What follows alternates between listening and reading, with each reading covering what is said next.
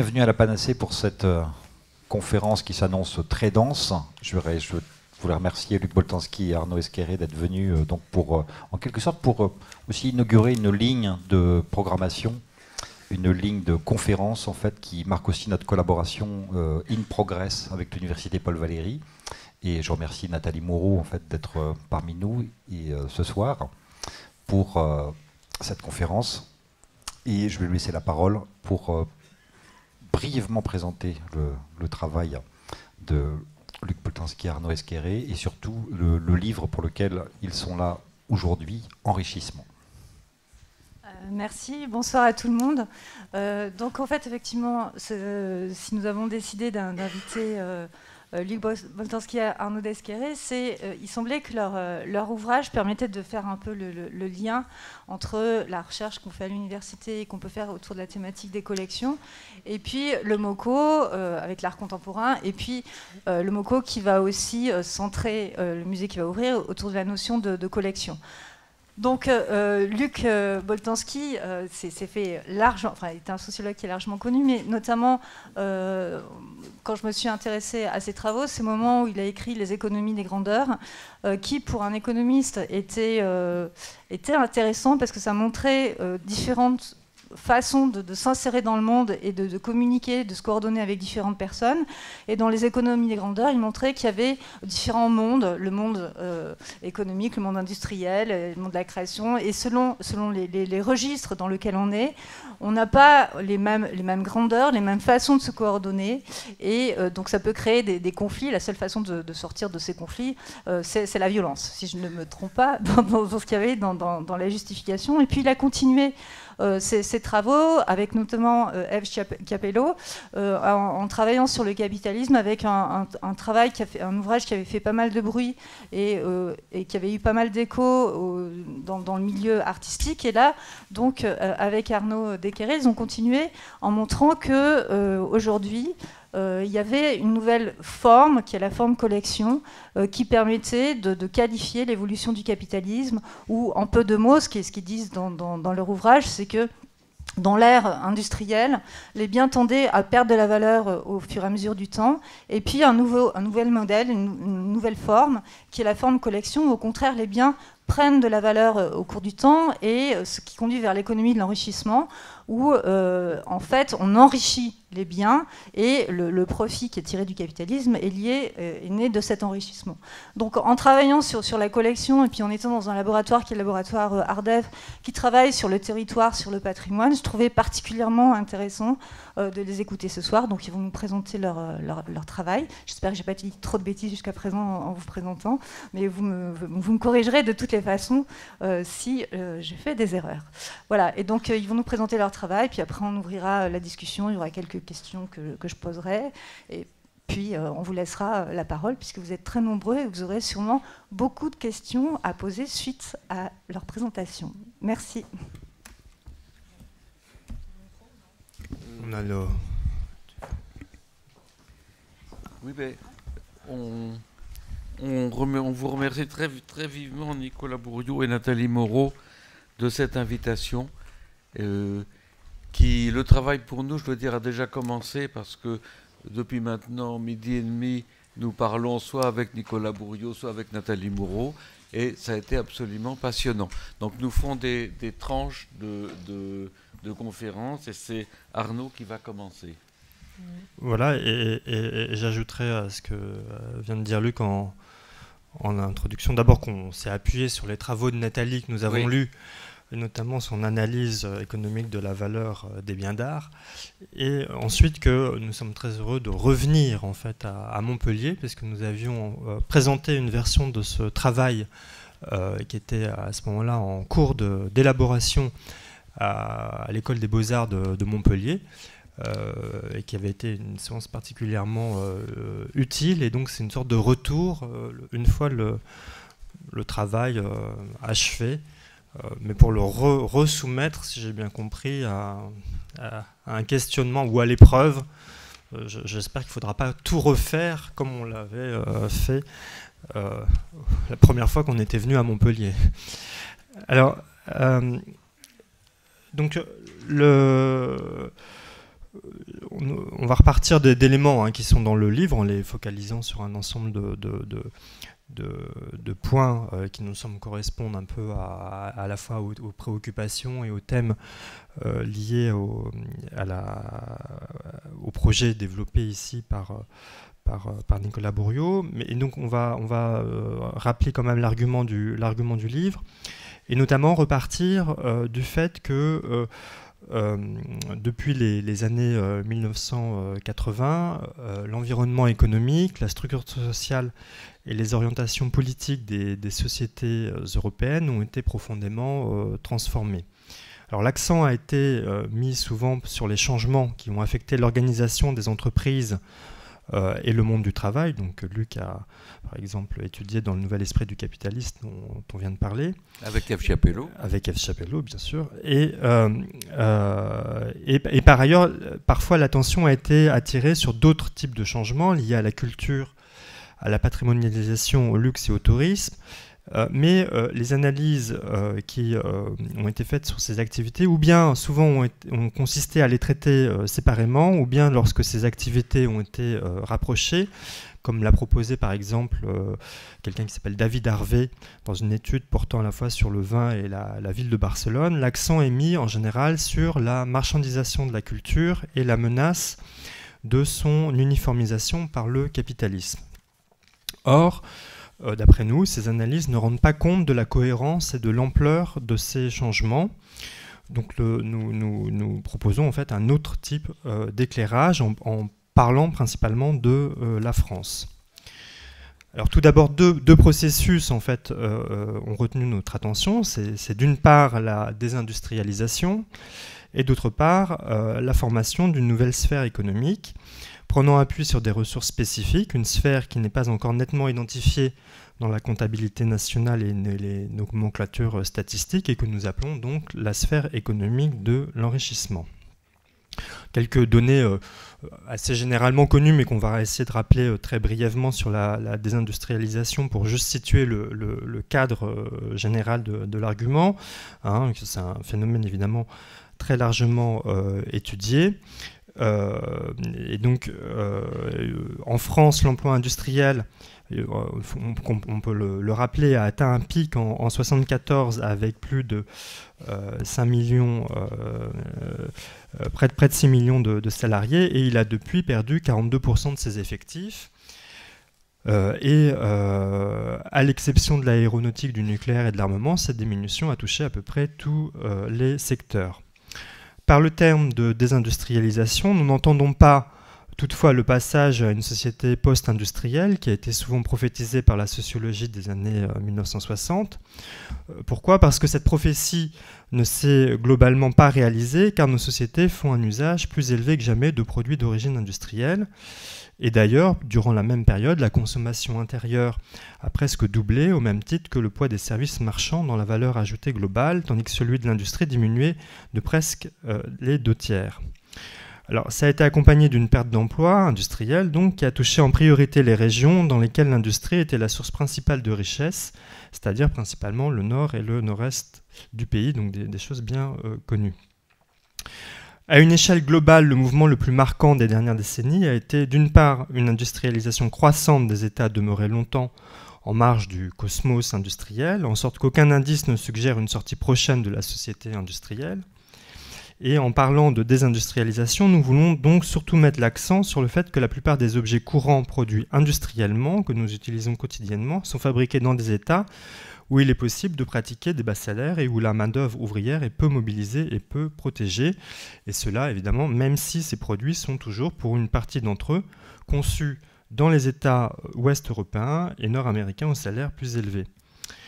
La délocalisation industrielle s'inscrit dans l'histoire du capitalisme occidental au cours des 50 dernières années, et particulièrement dans la crise qu'a connue le capitalisme du milieu des années 1960 jusqu'au milieu des années 1980. Le second processus sur lequel nous voulons mettre l'accent est donc la formation d'une sphère économique de l'enrichissement, qui a accompagné ou suivi de peu la délocalisation industrielle. Souvent décrit en termes d'avantages comparatifs, ce processus a été marqué par une réorientation économique des pays d'Europe de l'Ouest, surtout sensible dans des pays comme la France ou l'Italie ou l'Espagne d'ailleurs. Cette réorientation a stimulé l'offre de biens susceptibles de satisfaire les goûts et les demandes des riches ou des très riches du monde entier. Donc, le nombre de ces riches et très riches a considérablement augmenté au cours des 20 dernières années. Et alors on avait retrouvé dans un document en fait, qui visait en fait, à expliquer où vendre les biens de luxe aux plus riches, une répartition qui était un peu une sorte de symétrique de ce que proposait Thomas Piketty pour montrer la croissance des inégalités, et où on avait à la fois d'un côté les pays où le revenu par tête était les plus élevés et les autres où la distribution des revenus était considérée comme la plus inégalitaire pour pouvoir y viser en fait ceux où on pouvait trouver les plus riches. Donc le nombre de ces très riches est surtout basé, comme on le voit dans ce graphique, dans cette présentation, dans des pays où de grandes fortunes transmises par héritage étaient établies depuis longtemps, comme la France, l'Italie, les États-Unis, et où la hausse des fortunes a été particulièrement spectaculaire au sommet de la hiérarchie des revenus. Mais le nombre des riches et des super riches croît également dans des pays émergents où les personnes fortunées ont soit bénéficié d'opérations financières, soit tiré parti des profits générés par l'industrialisation de ces pays à bas salaire. Ce qui veut dire aussi que cet accroissement du petit nombre des riches et des très riches a accompagné l'augmentation beaucoup plus considérable de celui des pauvres et des très pauvres, avec pour conséquence la croissance des inégalités au niveau mondial et en nombre de pays une prolétarisation des classes moyennes traditionnelles, comme l'a montré Thomas Piketty. Cette réorientation économique des pays ouest européens en direction des riches a marqué une rupture avec le type de croissance qui avait caractérisé les décennies d'après-guerre. À l'opposé de la production de masse qui se légitimait en termes démocratiques, l'économie de l'enrichissement vise à tirer profit du pouvoir d'achat de ceux qui peuvent accéder à des biens d'exception, qu'il s'agisse de résidents nationaux, de membres d'une élite internationale ou de touristes. Cette réorientation économique en direction des riches est distribuée entre des domaines différents. Il s'agit d'une part de biens de consommation dits haut de gamme, dont les objets de luxe constituent la frange supérieure. Ces biens haut de gamme sont par exemple des vins, des spiritueux ou encore dans la mode. Et puis on peut citer un certain nombre de pays qui se sont tournés vers ce type de biens, comme évidemment la France, mais la Suisse qui s'est tournée vers la haute horlogerie, ou l'Italie vers la mode, la cuir, le tissu. Certains de ces biens peuvent faire l'objet d'une production en partie délocalisée d'ailleurs dans des pays à bas salaire, mais ils sont généralement assemblés dans le pays d'où ils sont censés provenir et ils sont commercialisés sous le nom de telle ou telle marque ancienne et réputée. Le marketing met en avant l'identité nationale de ces marques et insiste souvent sur la nature supposée artisanale, traditionnelle, à l'ancienne, comme on dit, des procédés mis en œuvre pour concevoir et confectionner ces objets. Ceci afin de leur conférer une singularité et de soutenir leur prétention à l'exceptionnalité, ce qui permet de justifier leur prix élevé ou très élevé.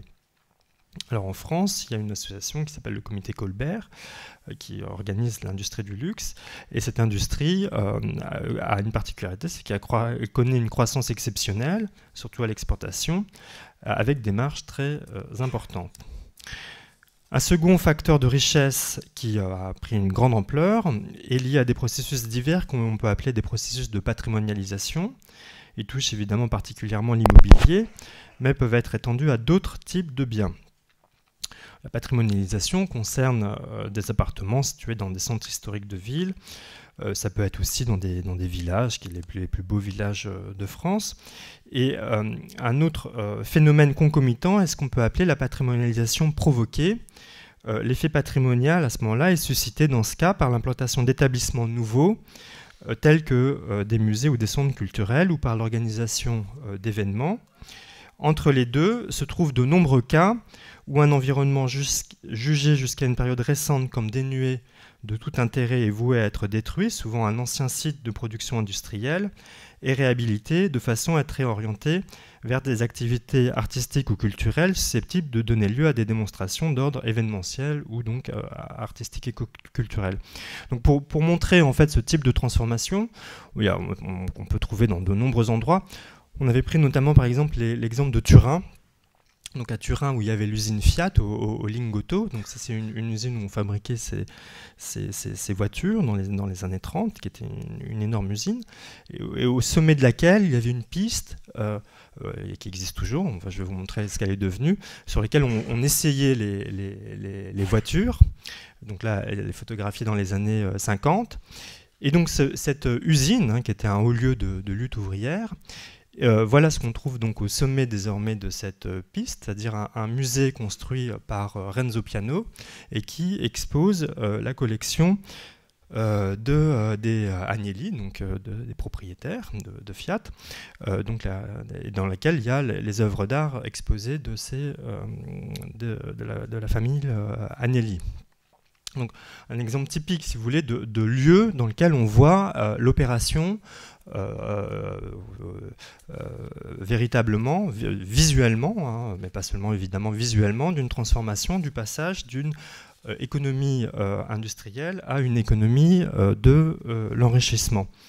Alors évidemment, dans la patrimonialisation provoquée, un exemple très connu, c'est celui du musée Guggenheim, et dont on peut trouver une déclinaison ou en tout cas une espèce de réplique locale à Arles, qui était une ville aussi industrielle.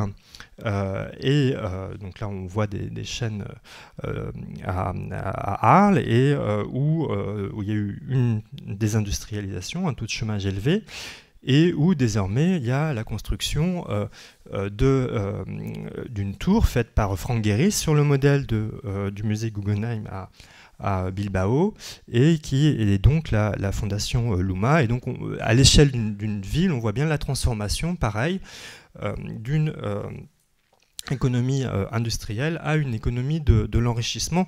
Pour ceux qui doutent des fois, quand on fait notre présentation, qui nous disent mais qu'est-ce que ça, quelle est la réalité, ou comment vous pouvez nous montrer en fait le type de transformation qui sont à l'œuvre. Donc voilà, on montre le type de transformation à l'œuvre.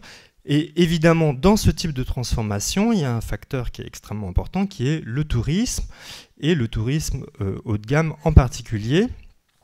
Donc, comme vous le savez, le tourisme est particulièrement important en France. Ça permet de développer la vente des produits de luxe dont on vient de parler. Il est fortement lié à la patrimonialisation et à la transformation d'un nombre toujours croissant de bâtiments en monuments historiques et d'espaces aménagés en lieux de mémoire. En témoignent notamment les nombreuses études de management touristique dont l'objectif est de mettre en avant les atouts culturels de pays comme la France, de façon à valoriser cette destination par rapport aux pays moins chers. Un dernier domaine particulièrement composite concerne les nombreuses activités généralement rassemblées sous le terme vague de culture. Il inclut le spectacle vivant, les activités artistiques ou graphiques, mais aussi l'édition, les objets anciens, les musées, l'organisation d'événements, de festivals ou de salons. Il est distribué entre un secteur marchand majoritaire, qui concerne surtout l'audiovisuel, et un secteur non marchand, pris en charge par l'État ou par les collectivités territoriales, qui ont, pour une part croissante, d'ailleurs comme à Montpellier, soutiennent l'activité dite culturelle dans les régions. Alors la culture est considérée aussi comme un atout touristique majeur, et l'extension de la patrimonialisation se concentre autour de sites ou de monuments appartenant au patrimoine national ou régional, dont la mise en valeur et l'entretien relèvent des activités culturelles. On a assisté, comme c'est aussi un phénomène bien connu souvent, depuis ces 20 dernières années, à un accroissement rapide et important des liens, notamment financiers, unissant le domaine assez vaste et flou en réalité des arts et de la culture, et celui de l'économie du luxe, les grandes entreprises de luxe injectant dans des domaines de la culture et des arts un certain nombre de capitaux qui viennent relayer parfois le retrait relatif de l'État et de certaines collectivités publiques. Alors une particularité, c'est quand on a fait notre enquête pour construire, pour analyser en fait ce type de changement et dessiner les contours de l'économie de l'enrichissement, c'est qu'on n'a pas trouvé de cadre statistique global qui permettait en fait de le mesurer de manière précise. Donc on a un faisceau d'indices, ou alors on peut le montrer, comme j'ai essayé de le montrer là, avec des images, des photos de transformation de villes. Et pourquoi? Parce que en fait, les cadres existants qui abordent l'emploi sont des cadres qui ont été faits souvent par rapport à l'économie industrielle. Alors on a quand même, comme je le disais, quelques éléments, et notamment par exemple, on a des statistiques d'emploi qui sont un autre, si vous voulez, indice convergent par rapport à ce type de transformation. Et si on regarde les statistiques d'emploi des professions culturelles établies par le ministère de la Culture et de la Communication, on voit en fait qu'elles ont connu un accroissement spectaculaire de plus de 50% depuis le début des années 2000, passant contre 16% pour l'ensemble de la population active. Donc ces chiffres, bien sûr, en termes de valeur ajoutée ou de nombre de personnes employées, donc là on a à peu près 700 000 personnes, peuvent paraître relativement modestes, mais ils sont loin d'inclure l'ensemble des domaines qui concourent à ce qu'on appelle la formation d'une économie de l'enrichissement, et ils ne tiennent pas compte des effets indirects et induits de ces activités, et d'autre part de l'effet d'attracteur qu'elles exercent. Je vais passer la parole à Luc pour cerner les caractères spécifiques de notre économie de l'enrichissement. Oui, alors cette économie de l'enrichissement se distingue sous de nombreux rapports d'une économie centrée sur la production, sur les activités productives, et présente par là des traits spécifiques qui, disons, détonnent avec une image simpliste de l'économie, de la science économique, en tant que cette dernière s'est largement construite sur les activités industrielles et productives. Donc l'économie de l'enrichissement constitue un mode original de création de richesse à partir de l'exploitation de gisements spécifiques formés de dépôts accumulés au cours du temps et dont la narrativité constitue un mode privilégié de valorisation. Il s'agit d'une économie qui tire sa substance du passé.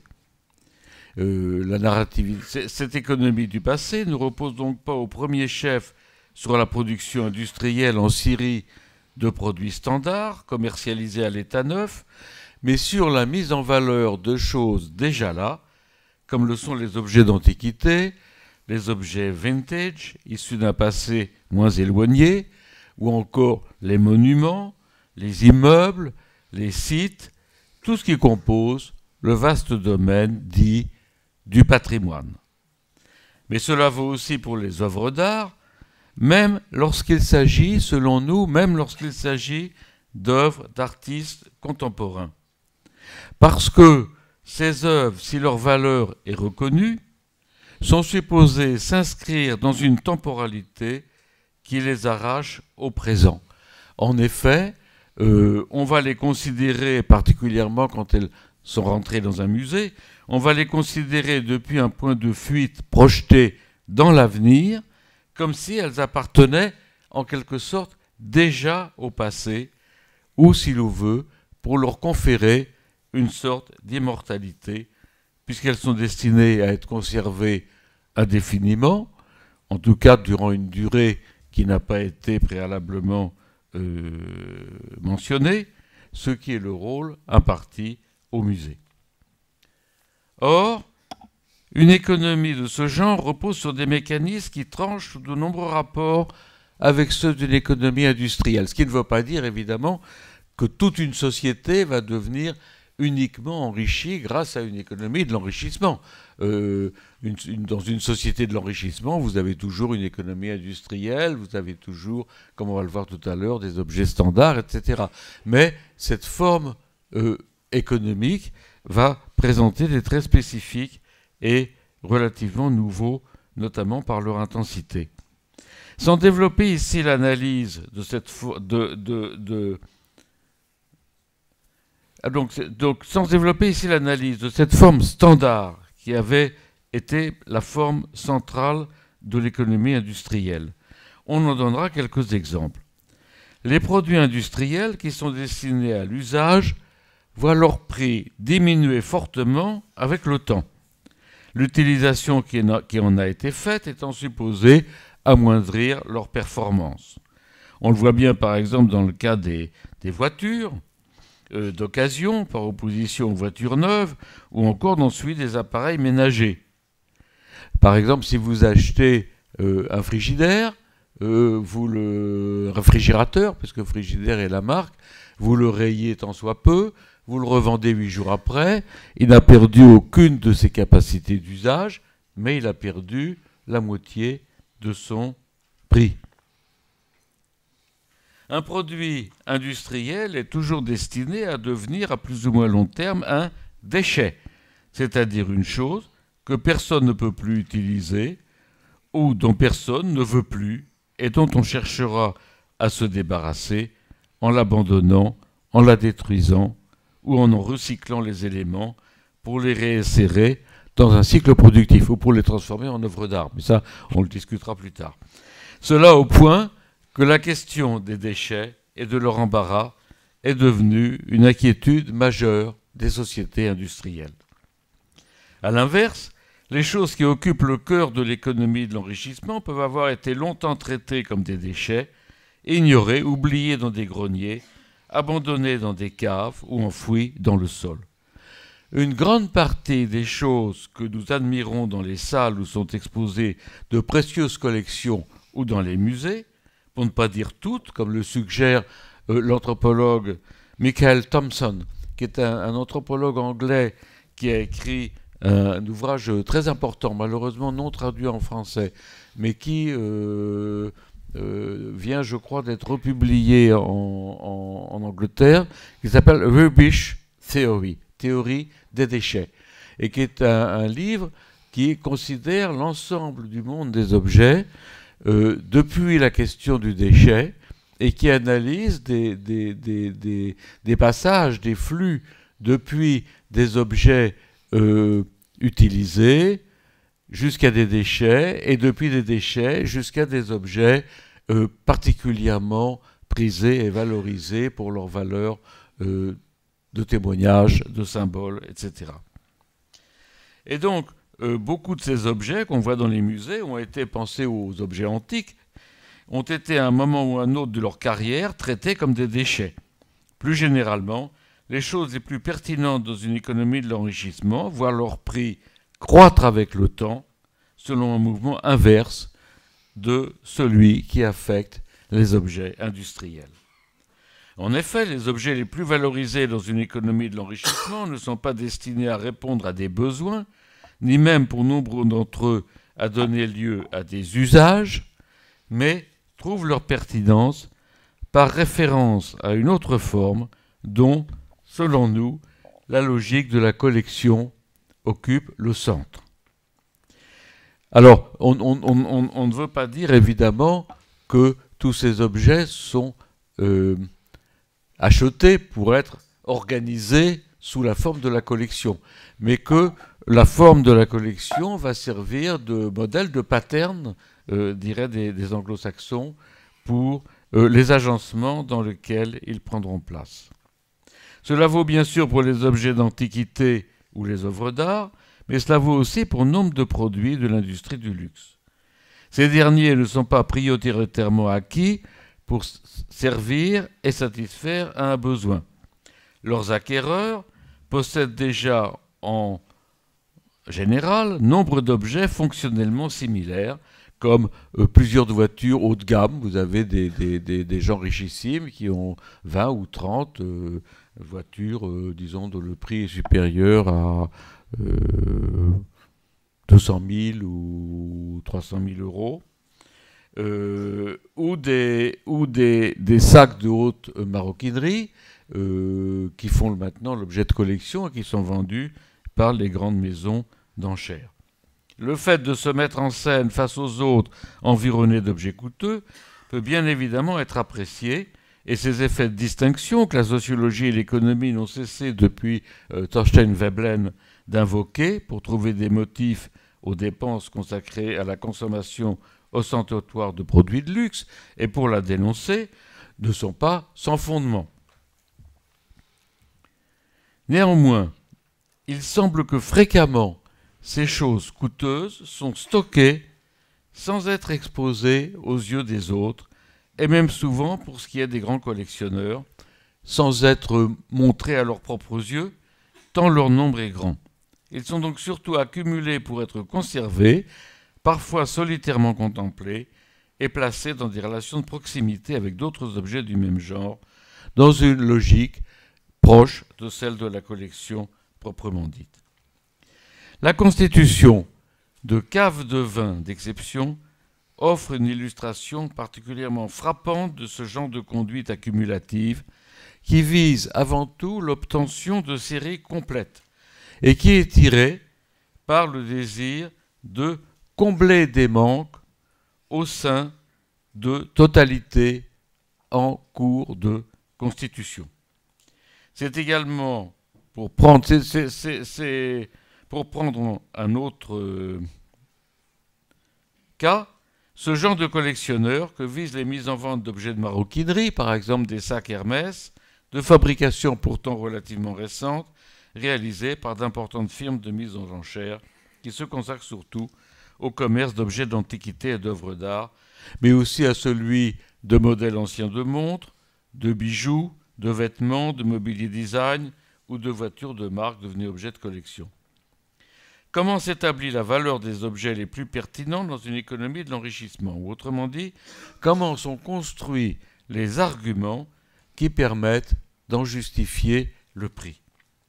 Il ne s'agit pas au premier chef des coûts de production, qui sont soit inexistants quand la chose est extraite d'un gisement passé, ou qui ont été importants mais dans le passé, mais qui deviennent des coûts d'extraction, soit secondaires, comme par exemple dans le cas de la haute parfumerie, où le contenu du flacon représente moins de 10% du prix de vente du produit en boutique. Si l'on veut invoquer des coûts, il faut moins prendre en compte des coûts de production proprement dits que les coûts de restauration et de conservation dans le cas des objets anciens, et plus généralement ce que l'on peut appeler les coûts de mise en valeur. Comme le suggère ce que nous venons de dire, on peut donc schématiquement esquisser le tableau de deux types idéaux d'économie. À une économie centrée sur la production industrielle, on peut ainsi opposer une économie fondée sur ce que l'on peut appeler des processus d'enrichissement des choses. On utilise dans notre livre le terme d'enrichissement, non seulement pour rappeler que les choses sur lesquelles repose cette économie sont surtout destinées aux riches, mais surtout pour désigner les opérations dont les choses font l'objet en vue d'en accroître la valeur et, du même coup, de fonder des arguments qui permettent d'en élever le prix. Le terme d'enrichissement doit donc être compris ici au sens où l'on parle de l'enrichissement d'un métal, comme on parle d'uranium enrichi, mais aussi d'un cadre de vie, d'une tenue vestimentaire ou encore d'un fonds culturel ou d'un ensemble d'objets rapprochés au sein d'une collection. Il faut noter qu'il n'est pas de choses qui ne puissent être enrichies, qu'elles proviennent d'un passé plus ou moins ancien ou que sa confection actuelle incorpore un processus d'enrichissement. Mais une chose, n'importe quelle chose, peut être enrichie de différentes façons. Elle peut être enrichie physiquement, par exemple dans le cas d'un logement ancien, en le restaurant, c'est-à-dire en le dénaturant, en fait, en faisant sortir les poutres qui étaient volontairement cachées lorsque l'objet était ancien, de façon à bien montrer que cet objet est ancien et à rendre les poutres apparentes. Ou bien on peut l'enrichir culturellement, par exemple en le rapprochant d'autres choses avec lesquelles cet objet entre en harmonie, et cet enrichissement suppose toujours le recours à un dispositif narratif, à une histoire, à du storytelling, comme on dit maintenant, afin de sélectionner dans la multiplicité phénoménale certaines des différences que présente une certaine chose. Il s'agit des différences considérées comme particulièrement pertinentes et qui doivent donc à ce titre être privilégiées et mises au premier plan dans les discours qui en accompagnent la circulation. En ce sens, les économies de l'enrichissement ont pour principale ressource la confection et la mise en forme des différences et des identités. Alors je parlerai maintenant du rôle des collectionneurs dans la mise en valeur des différences et de ces différences, et des différences entre artistes. On a mis deux premières pages d'ouvrage, le Cousin Pons de Balzac, qui date de 1847, et qui est très connu comme, au fond, la première mise en scène littéraire du personnage d'un collectionneur. Et puis un autre ouvrage qui est moins connu aujourd'hui, qu'il a été beaucoup autrefois, qui est Le Crime de Sylvestre Bonnard de 1881. Et ces deux ouvrages sont très intéressants parce qu'ils témoignent au fond de l'apparition du collectionneur comme personnage, comme type social, bizarre, étrange, nouveau. Le Cousin Pons développe sa passion dans un moment très, très important de l'histoire des choses, qui est le moment qui suit des grandes révolutions. Il y a eu la même chose en Russie après la révolution russe, qui est que des choses détenues dans des arènes limitées, fermées ou privées, comme des maisons, des châteaux, des églises, se trouvent à la rue en quelque sorte, et deviennent objets de commerce et de trafic. C'est d'ailleurs dans la période qui suit la Révolution et les guerres napoléoniennes que se forme un mot comme celui de bric-à-brac, qui n'existait pas, pour désigner ces objets.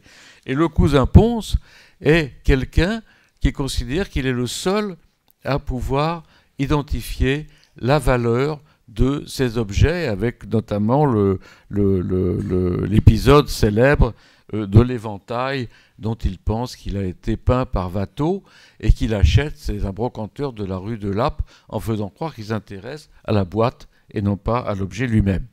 Et le Crime de Sylvestre Bonnard est un ouvrage plus étrange encore, extrêmement étrange d'ailleurs, dont je n'ai pas bien compris le sens, parce qu'il y a aussi beaucoup d'allusions sexuelles. Il y a eu très vite des relations qui ont été faites entre la collection et la sexualité, notamment peut-être parce que Freud était, comme vous le savez, lui-même collectionneur.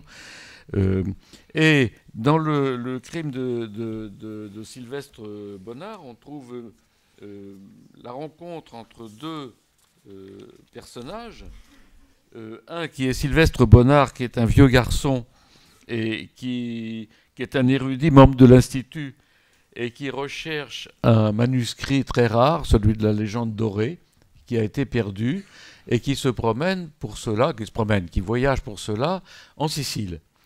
Et il rencontre là un autre personnage qui joue, qu'il y a une intrigue très compliquée, mais qui est un richissime prince russe, le prince Trepov, qui, après avoir essayé de toutes les collections, parcourt le monde pour essayer de compléter une collection, de faire une collection complète de boîtes d'allumettes.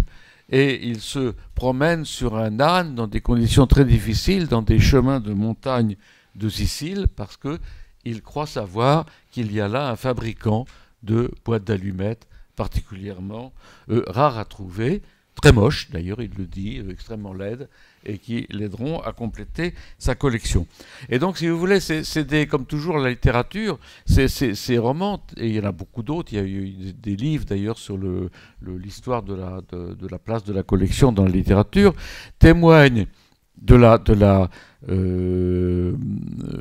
surprise devant des projets d'accumulation systématique qui sont assez vite rapprochés au fond, comment dire, qui tiennent, je pense qu'ils intriguent parce qu'ils tiennent une position ambiguë entre des projets artistiques et des projets d'accumulation capitaliste. Et d'ailleurs, mais je ne vais pas trop m'étendre là-dessus, les collections de timbres, il y a des histoires des collections de timbres qui ont été d'abord des activités pour les filles, parce que c'était considéré comme des objets jolis et que le joli était du côté était genré du côté du féminin, alors que le business était genré, les affaires, l'argent, du côté du masculin.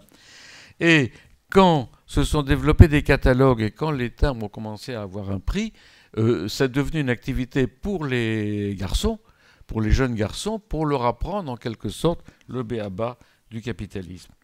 Alors on va se focaliser maintenant sur la place des activités artistiques dans l'économie de l'enrichissement et plus particulièrement dans la forme collection qui permet, avec le commerce du luxe, la patrimonialisation et le tourisme, et la forme active qui permet un passage avec la finance. Les interactions entre les efforts des artistes pour échapper à l'oubli, c'est l'oubli qui est le destin normal des vivants, et les stratégies de sélection des collectionneurs suscitent des effets de concurrence, d'un côté entre artistes pour exister dans la durée en captant l'attention des collectionneurs, et de l'autre entre collectionneurs, soit pour combler des manques, soit pour déplacer les contours du collectionnable, en s'attachant et en promouvant des artistes encore non consacrés et dont les œuvres sont par conséquent abordables. Ces processus ont occupé et occupent toujours une grande place dans les déplacements collectifs qui affectent les jugements de goût et dont les effets s'exercent à la fois sur l'orientation des marchés et sur les processus d'innovation esthétique. On a souvent associé l'innovation esthétique au rôle joué par une norme d'originalité. Ça veut dire, entre guillemets, une norme d'originalité caractéristique de l'art moderne ou de l'art pour l'art, dont la montée en puissance aurait accompagné, surtout à partir de la seconde moitié du XIXe siècle, les rébellions des avant-gardes contre les effets conformistes des dispositifs de contrôle académique. À la suite des travaux de Pierre Bourdieu, mais aussi de Raymond de Moulin, on a pu voir dans l'émergence de cette norme d'originalité le résultat de la formation de champs spécifiques et relativement autonomes, au sein desquels artistes et créateurs sont en concurrence pour la reconnaissance. Sans mettre en cause ce type d'interprétation structurale qui met l'accent sur les stratégies de distinction des créateurs eux-mêmes, on peut se demander néanmoins si elle ne conduit pas à sous-estimer le rôle des sélectionneurs, c'est-à-dire dans le cas des artistes, celui des collectionneurs, en interaction avec des marchands et des critiques. Ce que l'on a appelé l'art pour l'art est avant tout un art pour collectionneurs. Loin d'être, comme on l'a prétendu, démuni de toute fonctionnalité externe ou sociale, l'art pour l'art aurait donc bien lui aussi une orientation fonctionnelle et par là sociale, mais cette dernière lui serait imprimée par les contraintes auxquelles les collectionneurs doivent faire face pour compléter ou étendre leur collection. Or, ces derniers, surtout s'il s'agit de nouveaux arrivants, peuvent rencontrer des difficultés pour mettre la main sur les pièces devenues rares et chères qui leur permettraient de combler les manques de leur collection. Ils peuvent chercher alors à modifier les contours du collectionnable et à en déplacer les critères de pertinence, ce qui les conduit à se tourner vers des artistes nouveaux dont les œuvres sont abondantes, peu coûteuses et donc facilement accessibles. Qu'il s'agisse d'ailleurs de petits maîtres anciens jusque-là oubliés ou dédaignés ou de jeunes artistes encore inconnus. Cela au prix d'un travail mené en association avec des critiques d'art et des curateurs visant à mettre en valeur les nouveaux venus. Leurs différences spécifiques seront insérées dans une narration et assorties d'un nom, souvent en rapprochant différents créateurs, de façon à produire des effets d'école, ou d'ailleurs en donnant un nom d'école à ces regroupements. Lorsque ces opérations réussissent, les intérêts d'un nombre croissant de collectionneurs tendront alors à s'orienter vers les œuvres qui ont été reconnues et par les personnes et les instances qui jouent un rôle de médiation entre les mondes de l'art et ceux de la collection, qu'ils soient privés ou publics.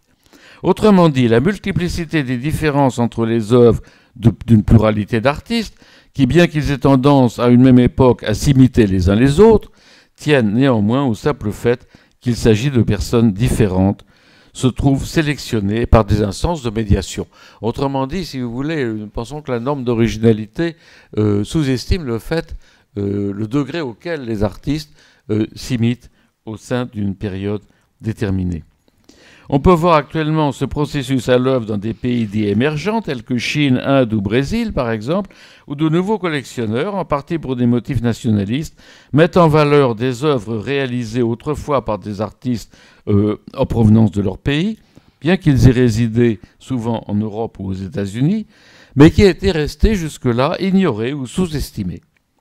L'introduction de ces œuvres dans de nouvelles collections tend non seulement à en élever la cote, mais aussi à modifier les contours de cette vaste collection imaginaire qu'on appelle l'histoire de l'art, en lui conférant une dimension globale.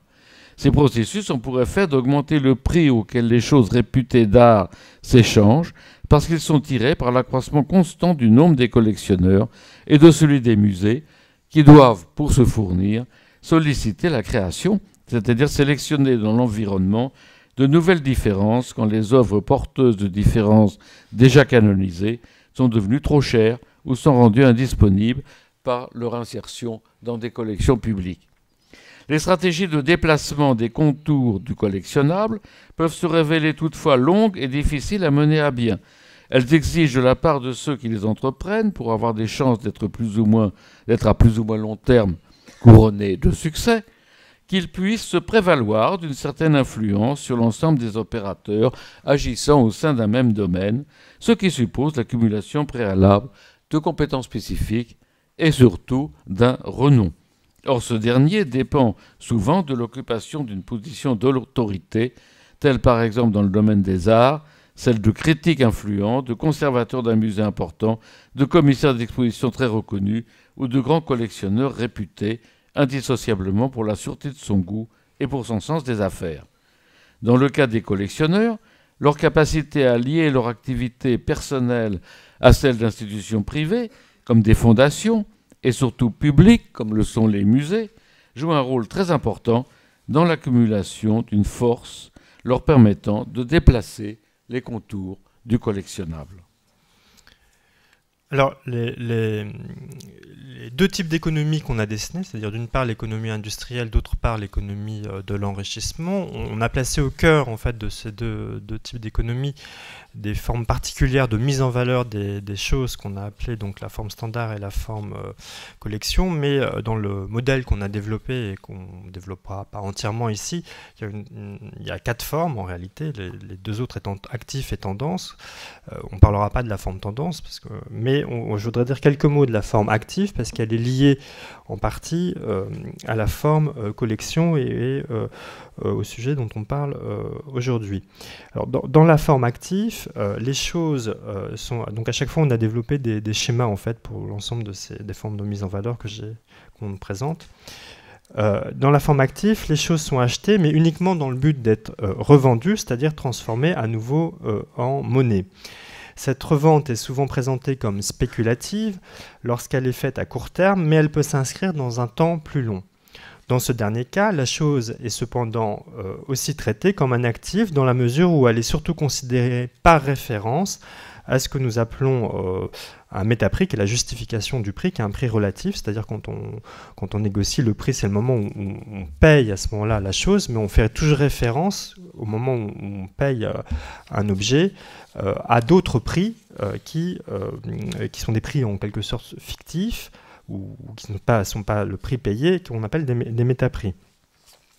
L'exigence de profit devient la plus importante lorsqu'on attend de la revente plus d'argent que n'en a coûté l'achat de la marchandise, et nous parlons alors d'investissement.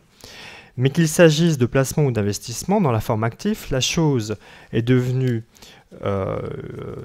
chose devenue argent, traitée comme une quasi-monnaie ou comme une monnaie de substitution, et sert à stocker une richesse qui peut être au plus proche de celui qui en est le propriétaire et qui peut même souvent emporter avec lui et déplacer, notamment dans des cas par exemple quand la situation politique devient instable et qu'on doit emporter des objets dans lesquels on stocke de la richesse avec soi.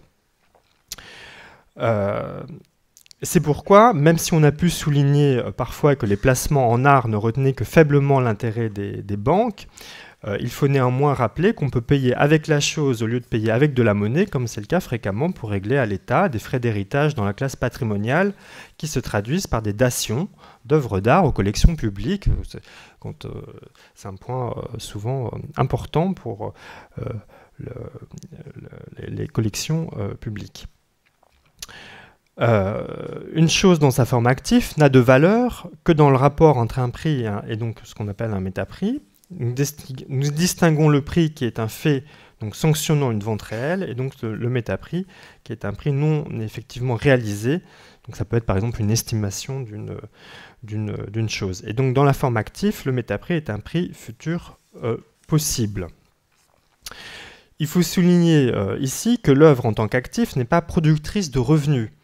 Sa rentabilité ne s'analyse qu'au moment de la revente en prenant en compte les plus-values ou les moins-values réalisées. Il s'agit là d'une différence importante avec les actifs que sont les placements financiers dont la rentabilité se mesure à période régulière.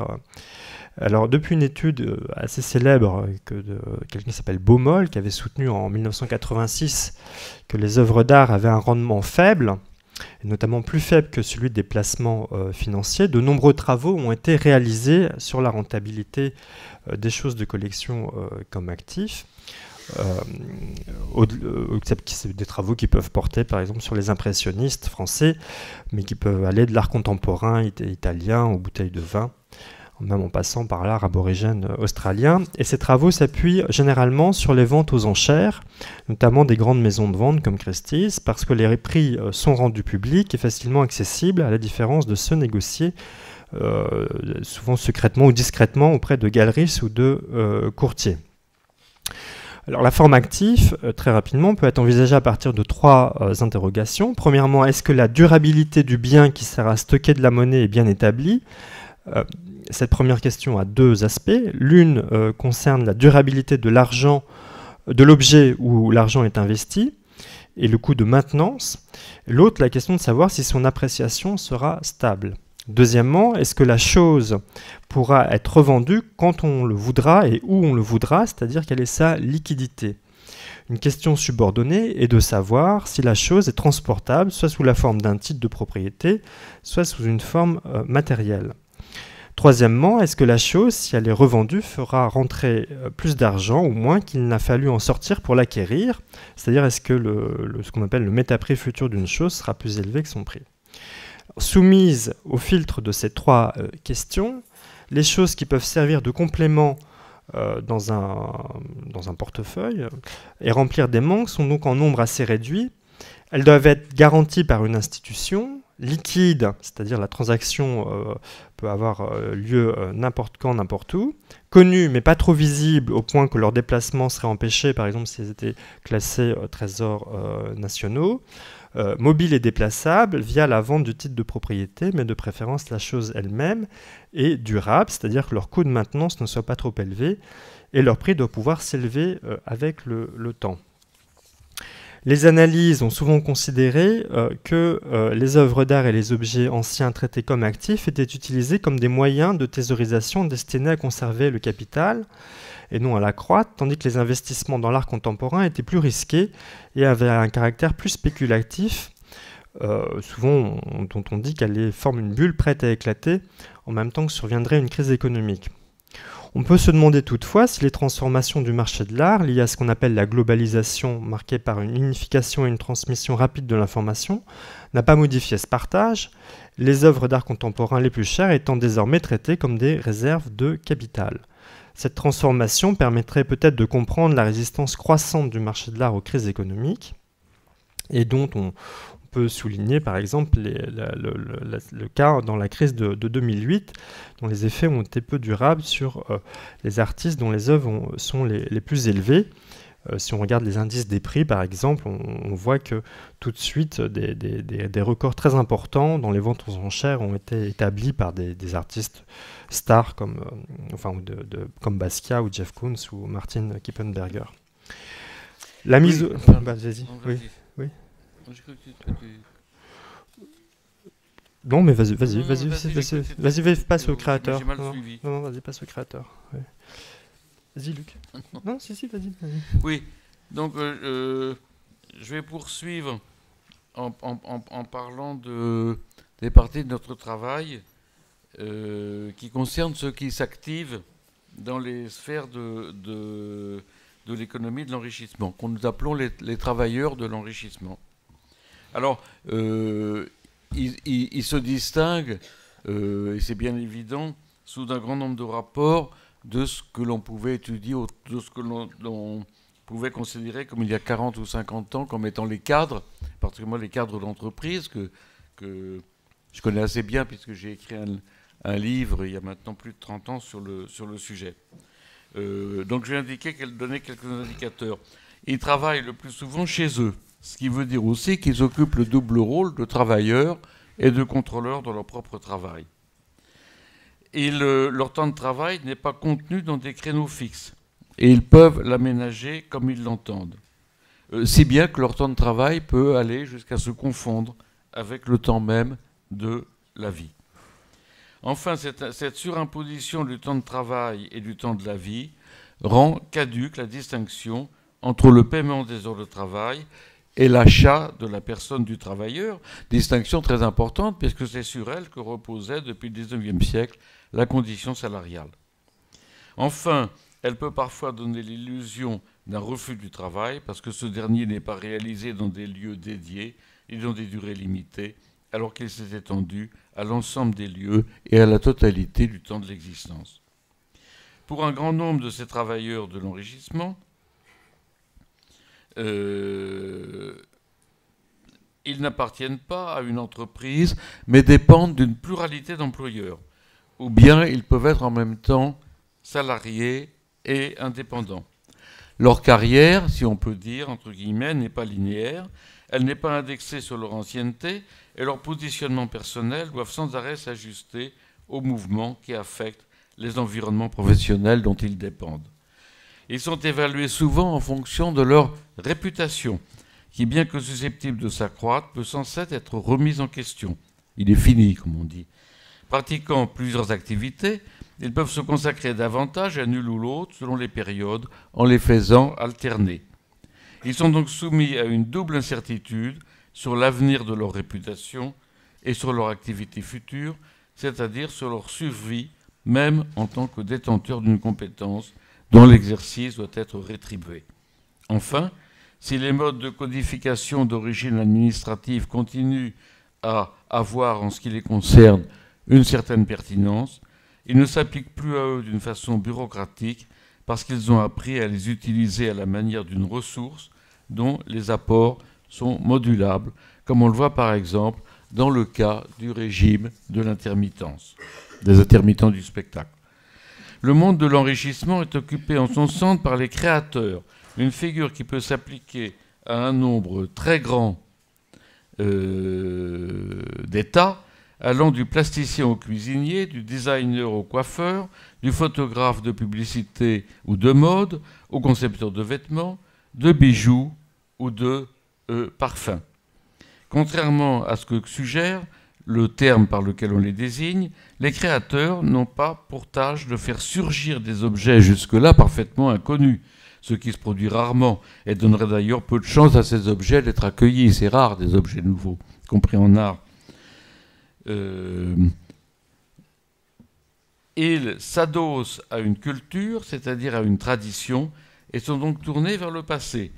Mais ils entretiennent cette tradition, ils la réinterprètent en y introduisant de légers déplacements et souvent en réactivant des formes passées et plus ou moins désuètes, de façon à créer des effets de surprise tout en stimulant la reconnaissance. Le jeu des différences et des répétitions sur lesquelles repose la forme collection est donc aussi au cœur de leur activité. Or, cette façon de mettre en valeur les choses trouve un écho dans la manière dont les créateurs assurent leur propre mise en valeur et le commerce d'eux-mêmes. Le créateur, pour réussir, ou ne pas être éliminé, doit, comme on dit, se faire un nom, c'est-à-dire justifier ses exigences de gain monétaire en mettant en valeur son nom propre, qui joue comme une marque et qui peut être déposé juridiquement comme tel. Pour mettre en valeur un nom, il convient de lui attacher durablement la mémoire de deux genres de descriptions performatives qui, l'un et l'autre, se détachent sur un fond de continuité. Ces descriptions visent d'une part à pointer la survenance de différences qui sont censées infléchir le cours de la tradition dans laquelle elles s'inscrivent. Leur rôle est d'autre part de mettre en récit une histoire personnelle, composée elle aussi sur un format traditionnel, de façon à ancrer les différences sélectionnées dans une continuité biographique, celle du créateur, identifiée par son nom et par les projets auquel il a participé. C'est dire que le créateur a besoin de faire valoir, et plus précisément de biographe. Il joue d'ailleurs de nos jours un rôle croissant dans la mise en scène de sa propre vie, sur laquelle il livre des informations, par exemple sous forme d'entretien, dont des interprètes pourront se saisir, ou encore, plus modestement, quand il n'est pas interviewé, en récapitulant ses activités, ses qualités, ses traits originaux, sous la forme de dossiers ou de books que l'on fait circuler. Enfin, en faisant un large usage des réseaux sociaux. Et donc le créateur doit également être capable de générer un discours sur ses œuvres en tant qu'elles sont porteuses de différences. Et de plus en plus, ce sont les créateurs eux-mêmes qui vont construire le discours de la différence de leur œuvre et non pas, comme c'était surtout le cas autrefois, les critiques. Chacune des nouvelles différences affichées doit marquer un écart par rapport à celles qui l'ont précédée, de façon à réactiver l'effet de surprise et à susciter l'interprétation. Et de l'autre, présenter une similitude avec les différences déjà associées au nom du créateur, c'est-à-dire être de l'ordre de la répétition, de façon à conférer à la vie de ce dernier l'unité d'un style. Mais pour que les différences soient d'une part attachées durablement à un nom et d'autre part jugées pertinentes, la médiation d'un sélectionneur joue un rôle déterminant. Et ce dernier est en effet en position de ce que la sociologie anglo-saxonne appelle les gatekeepers. Il commande l'accès à un financement ou l'accès à une ressource dont dépend la réputation, comme peuvent l'être un éditeur, un conservateur de musée, un curateur, etc., ou un marchand. Le créateur dont nous venons d'esquisser un portrait schématique est plongé dans un environnement qui est à la fois un monde commun et un espace de concurrence. En effet, les principales ressources dont il peut tirer profit sont dispersées dans l'espace d'activité et de vie sous des formes à la fois matérielles, comme le sont les cafés, les salles de spectacle, les galeries, les boutiques ou les musées, qui sont autant de lieux d'exposition et de rencontres, et immatériels tels qu'affects, tendances ou idées. Mais les ressources les plus profitables sont des personnes qu'il faut connaître parce qu'elles sont connues et qu'il est désirable et utile d'approcher physiquement et au premier rang desquels, bien sûr, les sélectionneurs. Même en période de dèche, les dépenses auxquelles les créateurs renoncent le plus difficilement sont celles qui concernent le logement dans des lieux concentrant d'autres créateurs, c'est ce que montrent les enquêtes, l'accès à des restaurants, des cafés ou des espaces culturels dont la fréquentation est la condition de leur maintien dans le milieu et de l'accès à l'information sur les projets qui sont dans l'air. Mais ce monde commun est aussi un espace de sélection, donc de concurrence, dans la mesure où la mise en valeur que chacun des créateurs fait de lui-même s'oriente par référence à ce qu'il sait des autres et de la façon dont ils se mettent eux-mêmes en valeur, selon le mode de relation qui s'instaure dans les champs intellectuels explorés par Pierre Bourdieu. Tu termines Non, c'est toi. Mais on va faire le résumé. Oui, pas prendre trop de temps sur la discussion. Une question que nous nous sommes posée est celui des effets du développement de cette économie de l'enrichissement en parallèle avec les effets de la désindustrialisation sur l'état de la critique sociale dans les sociétés de l'Ouest européen. Et